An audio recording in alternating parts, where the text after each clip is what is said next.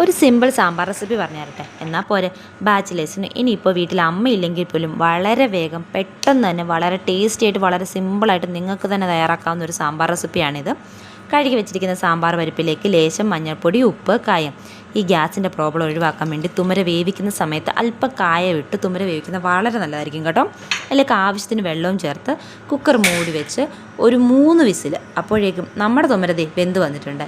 ഈ വെന്ത് തുമര നന്നായിട്ടൊന്നൊരു തവിയിട്ട് നന്നായിട്ടൊന്ന് ഉടച്ചെടുക്കുക. ഇതിലേക്ക് നിങ്ങളുടെ കയ്യിലിരിക്കുന്ന എല്ലാ വെജിറ്റബിൾസും നിങ്ങൾക്ക് ആഡ് ചെയ്യാം.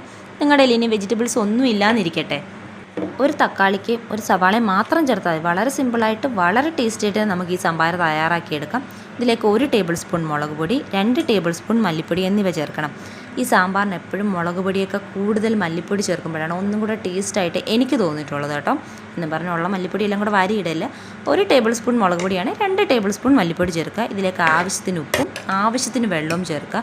നമ്മൾ മുമ്പേ കുറച്ച് ഉപ്പേ ചേർത്തുള്ളൂ. അതിലേക്ക് ചേർത്തിട്ട് ഒന്നും കൂടി ഇത് അടച്ച് വെച്ച് ഒരു 2-3 വിസിൽ.